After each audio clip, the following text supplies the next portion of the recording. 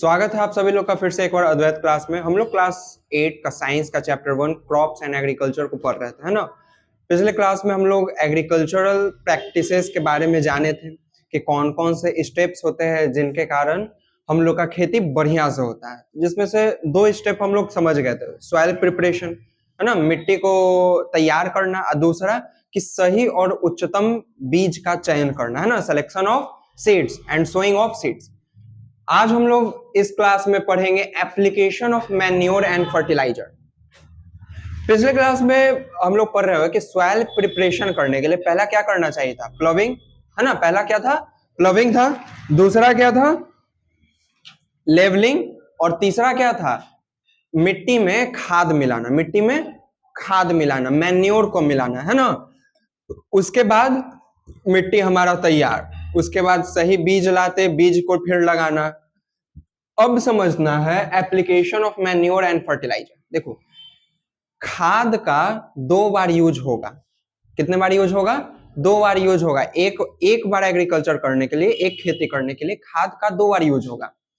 पहले बार खाद का कब यूज होगा? जब मिट्टी को तैयार कर रहे होंगे तब। उस समय जो खाद का यूज होगा वो मैन्योर होगा। कैसा होगा? माने ऑर्गेनिक वेस्ट से जो खाद बनता है, गाय का गोबर हो गया या गाय का यूरिन हो गया, है ना, साग सब्जी का छिलका वगैरह, इस सब से जो खाद बनता है उसका यूज होगा उस समय, है ना, मिट्टी को प्रिपेयर करने के लिए। इस बार जब हम बीज लगा देंगे और बीज लगाने के 10-15 सेंटीमीटर जब लंबा पेड़ पौधा होगा, सीडलिंग होगा इतना बड़ा बड़ा, मान के चलो आज बीज लगाए, है ना, 15 दिन 20 दिन 1 महीना बाद छोटा इतना इतना बड़ा बड़ा पेड़ पौधा होने लगा, उस समय फिर से हम फर्टिलाइजर डालेंगे। क्या डालेंगे? फर्टिलाइजर। फर्टिलाइजर और मैन्योर में क्या अंतर है समझते हैं। पहले ये समझ लो, various nutrients that plant need for their growth are taken from the upper layer of the soil.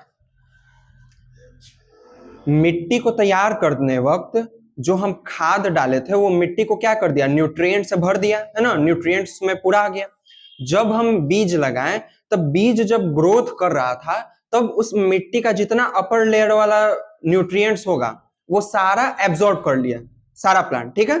तो उसका रिजल्ट ये होता है, एज अ रिजल्ट होता है, over the period of time the fertility of soil start decreasing. उसका कारण ये हो जाता है कि धीरे धीरे मिट्टी का जो उर्वरता है, माने फर्टिलिटी है, वो क्या होने लगता है? कम होने लगता है ना। देखो, मिट्टी में पहले से कुछ न्यूट्रिएंट मौजूद होगा, मिट्टी तैयार करने के समय हम खाद उसमें मिला दिए तो और मिट्टी में न्यूट्रिएंट हो गया कि नहीं हो गया? अब जब हम बीज लगाएं, जब प्लांट ग्रो होने लगा तो मिट्टी के अपर लेयर में जितना भी न्यूट्रिएंट होगा वो सारा क्रॉप्स क्या कर लिया? एब्जॉर्ब कर लिया। क्या कर लिया? एब्जॉर्ब कर लिया। उसका रिजल्ट ये होता है कि धीरे धीरे मिट्टी का फर्टिलिटी क्या हो जाता है? कम, है ना। और पेड़ पौधा बढ़िया से ग्रोथ भी पूरा हुआ नहीं है, अब मिट्टी का फर्टिलिटी कम भी होने लगता है।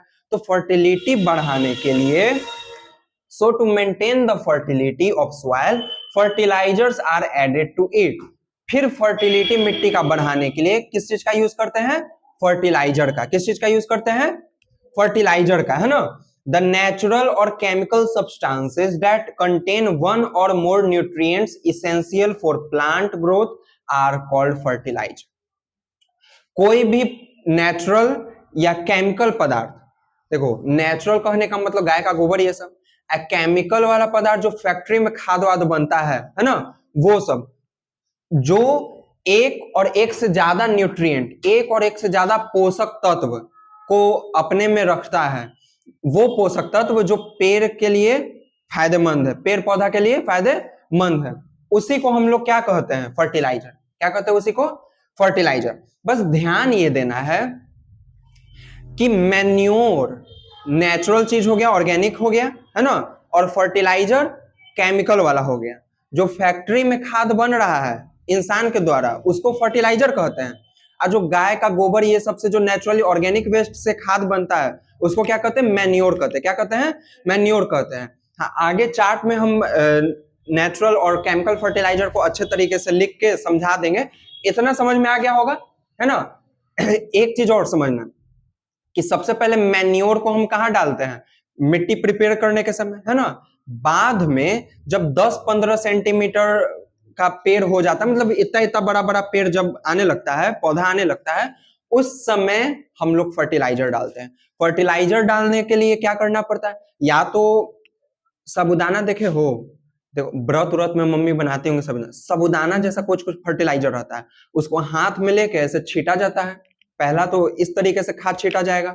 दूसरा, पानी में घोल के एक बैग नियत रहता है टांगने वाला, ग्रीन या येलो करके, ऐसे पाइप रहता है, पानी में घोल के ऐसे ऐसे देखे होगे खेत में थी करते हुए, छीटते हुए खाद, है ना। तो ये दो तरीका से खाद डलाता है, फर्टिलाइजर डलाता है। उस समय केमिकल वाला ही फर्टिलाइजर डलाता है। क्यों डलाता है आगे समझेंगे, पहले इतना नोट्स लिख लो। अब समझते हैं यहाँ पे डिफरेंस नेचुरल फर्टिलाइजर और केमिकल फर्टिलाइजर के क्या क्या है। नेचुरल फर्टिलाइजर, इसी को हम लोग मैन्योर भी कहते हैं। क्या कहते हैं? मैन्योर भी कहते हैं। देखो इन दोनों में अंतर क्या है। पहला पहला अंतर नेचुरल फर्टिलाइजर में, it is derived from animal matter और excreta of animals and humans. ये जो मैन्योर है वो बेसिकली कहां से आता है, जो भी इंसान हो या जो भी जानवर हो, उसका जो ह्यूमन वेस्ट होता है उससे बनता है, ठीक है। दूसरा, it requires more time to work. दूसरा ये है नेचुरल फर्टिलाइजर में कि ये इंसान और जानवरों के वेस्ट से बनता है ना, और डोमेस्टिक वेस्ट से भी बनता है। दूसरा कि इसको काम करने के लिए लंबा समय लेना पड़ता है। मतलब ऐसा है ना कि ये वाला खाद हम डालें, है ना, मतलब एक हम ले लिए मैन्योर और एक जगह ले लिए केमिकल वाला फर्टिलाइजर। तो मैन्योर को डालें तो उसको काम करने में हो सकता है 10 दिन 15 दिन लग जाए। केमिकल वाला अगर हम फर्टिलाइजर यूज किए तो ये 1 के 2 दिन में काम स्टार्ट कर देगा, है कि नहीं। देखो नेचुरल फर्टिलाइजर मैन्योर में क्या है कि it is derived from animal matter और excreta of animals and human, ये इंसान और जानवरों के वेस्ट से बनता है। वहीं दूसरी ओर केमिकल फर्टिलाइजर ये इंसानों द्वारा बनाया जाता है और पेड़ पौधा को इसेंशियल न्यूट्रिएंट जैसे नाइट्रोजन, फास्फोरस, पोटेशियम भी देता है, ठीक है। दूसरा कि नेचुरल फर्टिलाइजर को काम करने के लिए ज्यादा समय लगता है, ठीक है। वहीं केमिकल फर्टिलाइजर को कम समय में ही काम कर देता है, समझ रहे हो ना। तीसरा कि नेचुरल फर्टिलाइजर हार्मफुल नहीं होता है, नेचुरल फर्टिलाइजर से कोई नुकसान नहीं है, पर chemical fertilizer soil pollution create कर सकता है। सॉइल पॉल्यूशन माने, पॉल्यूशन का मतलब क्या होता है, गंदगी। पॉल्यूशन का मतलब गंदगी, तो मिट्टी को गंदा भी कर सकता है, मिट्टी को जहरीला भी बना सकता है, मिट्टी को ऐसा भी बना सकता है कि उस पे आगे चल के फिर पेड़ पौधा ना हो जाए, है ना। इसमें एक और स्टेप ये है कि it gives more nutrients than manure. Manure से, ये नेचुरल फर्टिलाइजर से ज्यादा न्यूट्रिएंट देता है हमारा केमिकल वाला फर्टिलाइजर, है ना।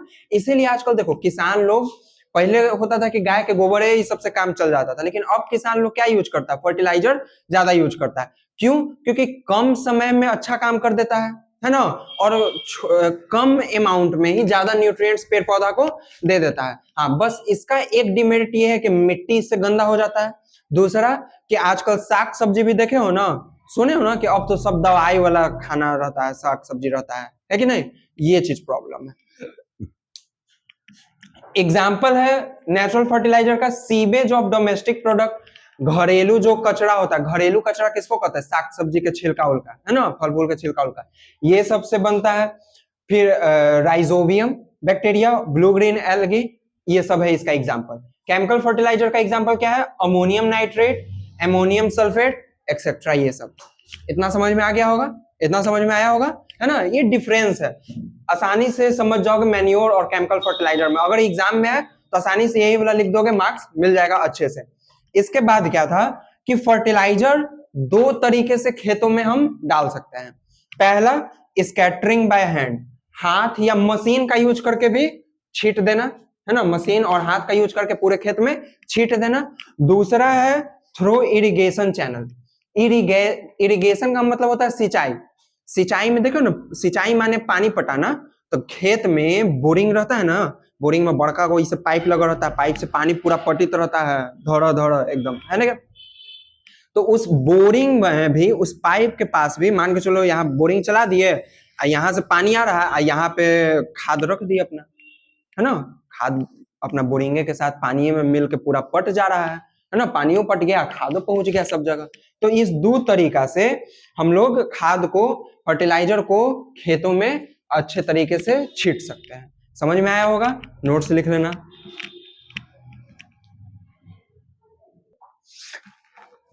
अब समझते हैं कि इरिगेशन होता क्या है। अभी तो अभी हम लोग जाने कि फर्टिलाइजर को इरिगेशन चैनल के मदद से भी, है ना, पूरे खेत में बांट दिया जा सकता है, फैला दिया जा सकता है। यहाँ समझना इरिगेशन होता क्या है। इरिगेशन को हिंदी में सिंचाई कहते हैं, और नॉर्मल भाषा में इसे समझो ना, पानी पटाना। क्या? पानी पटाना। नॉर्मल भाषा में क्या समझेंगे? पानी पटाना, खेत में पानी पटाना, irrigation. It is the process of water supply to the soil by artificial means for the growth of seeds sown or crops. जब खेतों में हम लोग बीज लगा देते हैं और बीज थोड़ा बढ़ रहा होता है, उस समय खुद से, है ना, क्या उस समय खुद से वर्षा पे सोच के नहीं, बारिश पे आश्रित होकर नहीं, खुद से बोरिंग चला के, कुआं में से पानी लाके, घरे से बाल्टी बाल्टी पानी लाके अगर खेत में पटा रहे हैं ताकि पेड़ पौधा अच्छे से उगे, उसी चीज को क्या कहते हैं? इरिगेशन कहते हैं। क्या कहते हैं? इरिगेशन कहते हैं। समझना है यहाँ पे कि all kinds of seed and plant require different amount of water. Irrigation तो समझ गए कि पानी पटाना, पर यहां समझना है कि जितने भी अलग अलग तरीके के पेड़ पौधा लगाते हैं हम, तो अलग अलग पेड़ पौधा अलग अलग अमाउंट का वाटर चाहता है ना। माने हर पेड़ पौधा के लिए, मान के चलो कि एक पेड़ के लिए, पेड़ ए है, पेड़ ए में हमको 2 लोटा बाल्टी लग रहा है, 2 लोटा हमको पानी लग रहा है। कितना लोटा पानी लग रहा है? 2 लोटा पानी लग रहा है। मान के चलो पेड़ ए है, पेड़ ए में 2 लोटा पानी लग रहा है, और पेड़ बी है, पेड़ बी में ऐसा नहीं होगा कि 2 लोटा लगेगा, हो सकता है उसमें 4 लोटा भी लग जाए। कहने का मतलब है, जैसे 2 गो यहाँ पे क्रॉप ले लो, एक पैडी, पैडी माने धान, वीट, वीट माने गेहूं। तो देखो धान में बहुत ज्यादा पानी लगता है, धान में क्या लगता है? बहुत ज्यादा पानी लगता है। इसमें कंटिन्यूअस हर दिन पानी चाहिए, है ना, इसमें हर दिन पानी चाहिए। खेत एकदम सूखा भी नहीं रहना चाहिए, उसमें पानी थोड़ा भरल रहना ही चाहिए। पर वही देख लो वीट, वीट में नॉर्मल पानी चाहिए रेगुलर इंटरवल पे। मान के चलो हम आज पानी पटा दिए तो पानी पूरा भर गया खेत में, अब हल्का सूख गया तो 1-2 दिन बाद फिर पानी पटाएं, फिर खेत सूखा, फिर 1-2 दिन बाद पानी पटाएं। पर धान में क्या है? डेली, है ना, पानी एकदम रहना चाहिए खेत में, है ना, पानी खेत में रहना चाहिए। इरिगेशन समझ में आया? ये समझ में आया कि हर अलग अलग तरीके का पेड़ पौधा अलग अलग अमाउंट का पानी चाहता है ना, ये भी समझ में आया। अब समझते हैं कि सोर्सेस ऑफ इरिगेशन।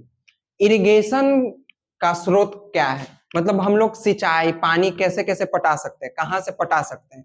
तो पहला है वेल्स एंड ट्यूबवेल्स, कुआं नहीं तो हैंडपंप से। अपना खेत है, खेत के बगल में कुआं हो, या फिर खेत के बगल में क्या हो? चापाकल हो, है ना, चापाकल से चला चला के पानी दे रहे हैं, कुआं से निकाल के बाल्टी से पानी दे रहे हैं, उस तरीके से भी कर सकते हैं। दूसरा पॉन्ड्स, लेक, रिवर, नदी, तालाब, पोखर, है ना, नदी, तालाब, पोखर, इन सब से भी। अपना खेत है, खेत के अगल बगल नदी, तालाब, पोखर अगर है तो वहां से भी पानी आ सकता है। तीसरा डैम और कैनाल्स, नहर और डैम जो रहता है ना, डैम से भी और कैनल से भी, नहर से भी हम लोग कर सकते हैं। सोर्स ऑफ इरिगेशन समझ में आ रहा है। पर ध्यान ये देना, सोर्स ऑफ इरिगेशन में हमको तो ये तो पता चला है, वेल से, ट्यूबवेल से, पॉन्ड, लेक, रिवर से, डैम, कैनाल से, ठीक है। फिर भी भारत में मात्र 18% खेत ऐसा है जो फुल्ली इरिगेटेड है। कहने का मतलब वहां पे सिंचाई करने के लिए सब चीज अवेलेबल है। बारिश अगर न भी हो तो भी सिंचाई वहां पे हो सकता है अच्छे से, है ना। और 24% ऐसे खेत हैं जहां पे क्या है? पार्शियली इरिगेशन चैनल है, माने बारिश कम भी होगा तो चल जाएगा, लेकिन बारिश का थोड़ा मोड़ा जरूर, आधा बारिश से और आधा आर्टिफिशियल तरीके से, समझ रहे हो ना। देखो 18% लैंड में बारिश नहीं भी हुआ तो मेरे पास बोरिंग वोरिंग है, काम हो जाएगा, समझ रहे हो ना। पर इस 24% वाला में आधा पानी पे और आधा आर्टिफिशियल तरीके से। पर 58% ऐसा जमीन है जिसको इरिगेशन के लिए क्या चाहिए, रेन चाहिए। क्या चाहिए, रेन चाहिए। अब देखो ये रिकॉर्ड हम लोग को पता चला कि 58% अभी भी जमीन ऐसा है जिसको क्या चाहिए, रेन चाहिए पानी पटाने के लिए। माने अगर बारिश नहीं हुआ तब फसल बर्बाद, किसान के लिए दिक्कत ही है। तब जैसे हम लोग देखो खेती बाड़ी पढ़ रहे थे, खेती बाड़ी में हम लोग को पढ़ के यही, या तो हम लोग को रुचि हो जाएगा खेती बाड़ी करें, क्योंकि हम लोग बुक पढ़ के खेती बाड़ी करेंगे तो बड़ा अच्छे तरीके से खेती बाड़ी कर सकते हैं। पढ़ाई अगर लगा दो, पर देखो पढ़ाई बुद्धि खोल देता है। हम लोग का दिमाग क्या है, एक संसाधन, क्या है, संसाधन है। इस संसाधन का पता कैसे लगता है, पढ़े लिख के, कि अरे भाई हम लोग का दिमाग भी एक संसाधन है, रिसोर्सेज है। पढ़ाई लिखाई कर रहे हो, खेती बाड़ी, बहुत लोग ऐसे फार्मर जो पढ़ लिख के अच्छा डिग्री करके नौकरी वोकरी छोड़ के खेती कर रहे हैं। और वो जब खेती करते हैं तो एडवांस टेक्नोलॉजी का यूज करके और ऐसा ऐसा इक्विपमेंट का यूज करके खेती करते हैं कि करोड़पति है। एक था, हम देखे थे रील्स, बिहार के किसान का ही, तो करोड़पति है बस खेती करके। तो पढ़ाई का यूज खेती में कर दिए। तो काम कोई भी छोटा नहीं है। हम लोग पढ़ाई इसलिए जा रहा है क्योंकि हम लोग समझे। देखो नौकरी मिलना बहुत हार्ड है, तो खेती बाड़ी पढ़ा दिया, अल बल पढ़ा दिया, जो जिसमें हम लोग का रुचि अगर चल जाए तो हम लोग कर सकते हैं। अब जैसे यही रिकॉर्ड हम लोग का 18%, 24%, 58% मिला, तो तुम लोग में अगर थोड़ा सा बुद्धि होगा तो सोचोगे कि कैसे इस 58% वाले को राहत दिया जाए। अब उस सोचने का रिजल्ट ये होगा कि हो सकता है तुम लोग के दिमाग में नया नया आइडिया, इनोवेशन आने लगे। इस तरीके से इरिगेशन चैनल बना दिया जा सकता है, उस तरीके से ये आविष्कार हो सकता है ना। तो पढ़ाई का इस्तेमाल ऐसे होता है लाइफ में, बस एग्जाम देने के लिए नहीं होता है, समझ रहे हो। और उसको देखो एगो बता रहे हैं तो ऐसे कर ले हैं, बताओ हम यहाँ समझा रहे हैं, अपने में सब लगल है, क्या किया जाए। कोई बात नहीं, तुम लोग पढ़ो। सोर्स ऑफ इरिगेशन समझ में आया, कहां से हम इरिगेशन कर सकते हैं। फिर मेथड ऑफ इरिगेशन, इरिगेशन करने का तरीका भी, पानी पटाने का तरीका होता है। ऐसे नहीं कि उठाएं पानी उठाएं पानी, ऐसे नहीं होता है, समझ रहे हो। तरीका होता है, क्या तरीका, दो तरीका है। पहला ट्रेडिशनल मेथड, पुराना जमाना वाला, मॉडर्न मेथड नया जमाना वाला, है ना। पुराना जमाना वाला हमने के दादाजी के जमाने के समय का बात है। अभी भी ट्रेडिशनल गाँव में कहीं कहीं एकदम होता होगा, लेस 20-25% ऐसा होगा जहां अभी भी ट्रेडिशनल मेथड होता है। बाकी सब जगह अब क्या होता है, मॉडर्न मेथड। आगे समझते हैं कि मेथड ऑफ इरिगेशन में ट्रेडिशनल मेथड कौन कौन से हैं और मॉडर्न मेथड कौन कौन से हैं, समझना यहीं पे ध्यान से। देखो किताब देखोगे तो 4 गो तुमको दिखाई दे रहा होगा, है ना, 4 गो तुमको दिखाई दे रहा होगा। एक सेकेंड बताना जी फ्रेमवा में आ रहा है कि नहीं, ठीक ना। लाइकन सब देखो आ रहा है अच्छा से, आ रहा है ना। तो देखो 4 गो होगा। पहला ट्रेडिशनल मेथड में, पुराना जमाना के समय में, मोट और सिंपल पुली सिस्टम, ढेकली, चेन पंप मेथड और राहत। देखो मोट और जो सिंपल पुली सिस्टम है वो कुछ इस तरीके का है। खेत के बगल में कुआं होगा, खेत के बगल में कुआं होगा, ऐसे समझना। एक खेत है, ये क्या है, खेत है, यहाँ पे कुआं है। कुआं में पहले जानवे करते हो, यहाँ पे एक लीवर लगा हुआ रहता था और रस्सी से नीचे जाता था, है ना। ऐसे हाथ से खींचना रहता था, ऐसे खींच रहे हैं हैया हैया करके। यहाँ से बाल्टी से पानी भर लिए, निकाल लिए, यहाँ पे एक गड्ढा कर दिया जाता था। समझ रहे हो, क्या कर दिया जाता था, गड्ढा कर दिया जाता था। एक सेकंड रुकना, तो तुम कहा बिना, तुम बिना पूछे भागेगा, मारेंगे 2-3 थाप ना, चल जाओ। वो आधा लइकन होता है कोनो कोनो बदमाश। यहाँ पे खींचना पड़ता है ना, माने हाथ से खींच रहे हैं, कुआं से पानी निकाल रहे हैं, यहाँ पे खेत के जस्ट बगल में एक गड्ढा होता था, इस गड्ढा में पानी डाल रहे हैं, इस गड्ढा को छोटा छोटा चैनल से मान के चलो इसे नली टाइप कैसे बना दिया जाता है घर से, है ना, काट काट के रास्ता, वैसे छोटा छोटा चैनल बना दिया जाता था। अब पानी फिर यहाँ पे डालो, अब पानी हर जगह पहुंच जाता था खेत में। समझ रहे हो ना? ये है हमारा क्या, मोट। क्या है? मोट, सिंपल पुली सिस्टम। और लगभग ढेकली फेकली सब जितना है ना, ढेकली हो गया तुम्हारा, चैन पंप मेथड हो गया, राहत हो गया, ये सब यही था लगभग लगभग। राहत में तुम्हारा क्या था, कुआं के बगल में रहता था तुम्हारा बैल, बैल घूमता था, कुआं से पानी निकलता था, पनिया निकल के खेतवा में चला जाता था।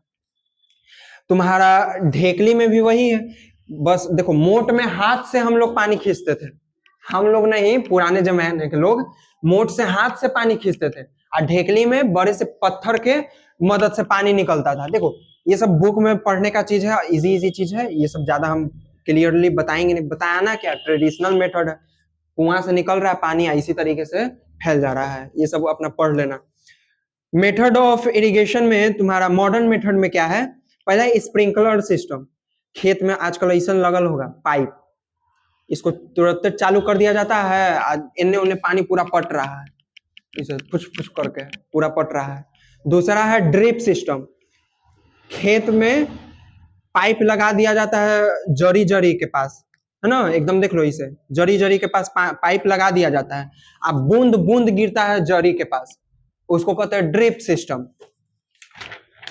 फिर हमारा लिफ्ट इरिगेशन सिस्टम, ये बोरिंग जी, ये बोरिंगवा सब जानता होगी, बोरिंग, ये बोरिंग मोटर वाला भी रहता है, आना तो ये बोरिंग रहता है, मोटर लगल है, इसका पाइप कहाँ लग रहता है, नहर में, मोटर चलता है तो नहर से पानी खींचता है, अब खेत में हा हा हा करके पड़ता है ना, ये वाला चीज है। समझ में आ गया होगा, ये सब घरे पढ़ लेना, ये सब पानी पटावे वाला चीज है, ये सब तुम नहीं ना पढ़ेगा, इतना कहाँ हम इतना बतावे जाए, जी जी है ये सब।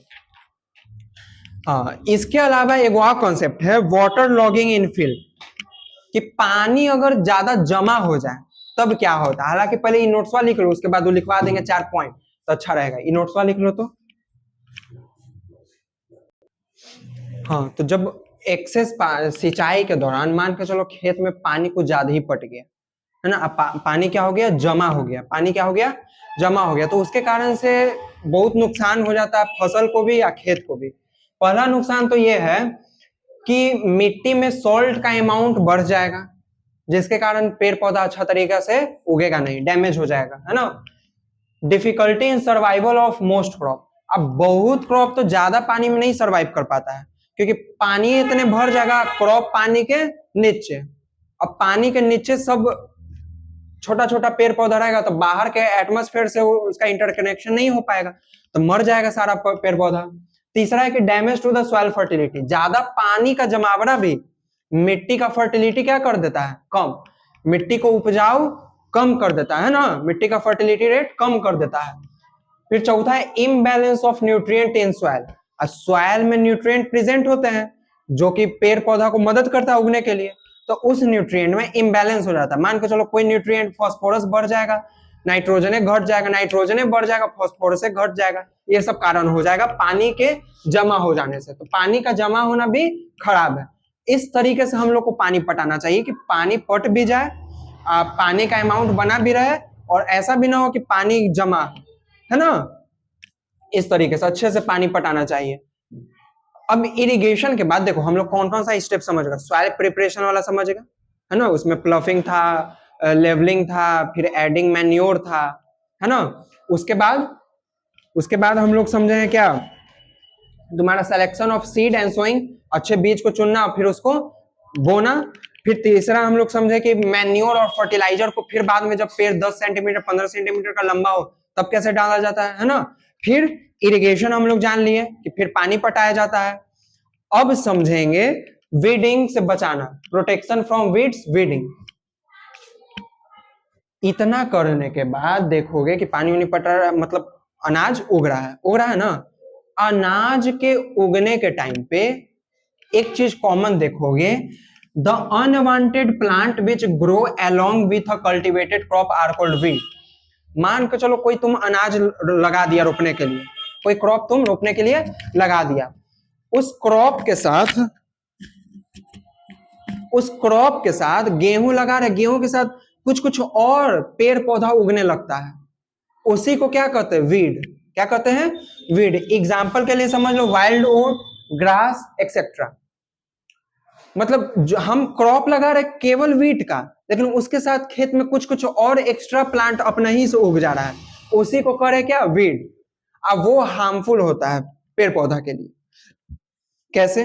मान के चलो कि हम गेहूं का लगा दिए, ठीक है, गेहूं उग रहा है, साथ साथ वो सब भी पेड़ पौधा उग रहा है, तो हम खाद छीटेंगे गेहूं के लिए, लेकिन खदवा के जो न्यूट्रिएंट होगा वो सब पौधा भी ले लेगा ना, तो मेरा तो गेहूं का बेचारा भूखे मर जाएगा।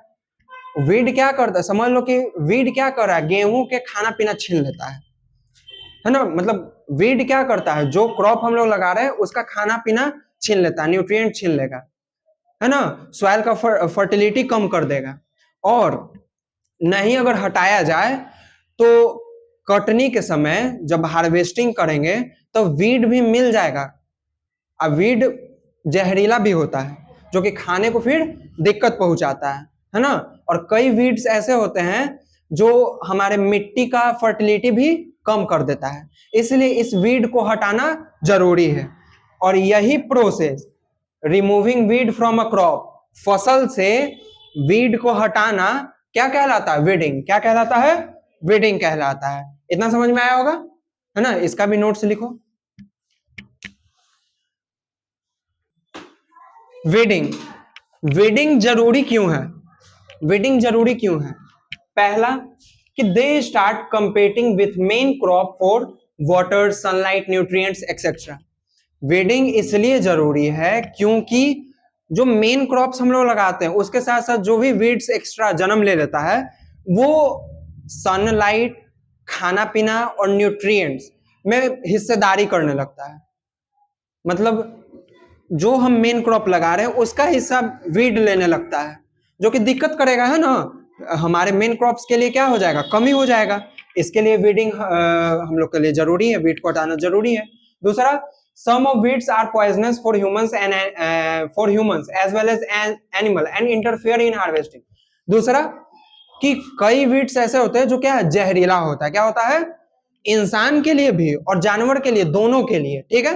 और दूसरा कि जब कटनी करेंगे तो उस समय हार्वेस्टिंग के दौरान दिक्कत पहुंचाएगा, है ना। हार्वेस्टिंग के दौरान काटेंगे, फिर बीच में वीड आ गया तो फिर पहले वीड हटाना पड़ेगा, फिर काटेंगे, फिर वीड आएगा, पहले वीड हटाना पड़ेगा, है क्या नहीं। इससे पहले, इससे बढ़िया कि पहले ही वीड को इकट्ठे क्या कर दिए? हटा दिए, है ना। हाँ, वीडिंग अब होता कैसे है, माने वीड को हटाया कैसे जाता है? तो सबसे पहला कि हाथ से एक गोल जाओ खेत में और देखो कहाँ कहाँ है कचरा, उसको निकालो हाथ से ही, कबार के फेंको, पहला हाथ से। दूसरा, बाय यूजिंग अ ट्रॉवेल, खुरपा। दूसरा किस चीज से? खुरपा से। खुरपी होता है ना जी, छोटा मोटा पेड़ पौधा लगाने के लिए खुरपी यूज करते हैं, तो खुरपी से भी निकाल निकाल के जड़ी से फेंक ले जाओ। तीसरा, बाय स्प्रेइंग वीडिसाइड्स, कुछ दवाई आता है जिसको वीडिसाइड्स कहते हैं, उसको डाल के भी हमारा वीड क्या हो जाता है? मर जाता है। जैसे में एग्जांपल है 2,4-D, माने 2,4-डाइक्लोरोफेनॉक्सी एसिटिक एसिड, इसका केमिकल फॉर्मूला C8H6Cl2O3, इसको याद कर लेना, थोड़ा इंपॉर्टेंट रहेगा। दूसरा वीडिसाइड हमारा MCPA, 2-methyl-1,4-chloro-1-फेनॉक्सी एसिटिक एसिड, इसका केमिकल फॉर्मूला C9H9Cl3। फिर तीसरा में है बुटैक्लर, C17H26ClNO2। समझ में आया?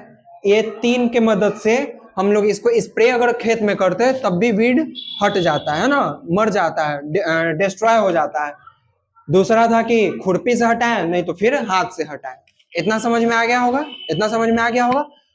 आगे अगले वीडियो में अगले टॉपिक पढ़ाया जाएगा बस हार्वेस्टिंग, यही अब बचा हुआ है कि हार्वेस्टिंग, और फिर खाना को स्टोर कैसे किया जाता है। उसके बाद एनिमल हस्बेंड्री किसको कहते हैं, इसके बारे में। अगर वीडियो अच्छा लगा हो तो चैनल को सब्सक्राइब करिएगा, वीडियो को लाइक करिएगा और अपने भाई बहन को शेयर जरूर करिएगा ताकि वो लोग भी अच्छे से पढ़ सकें।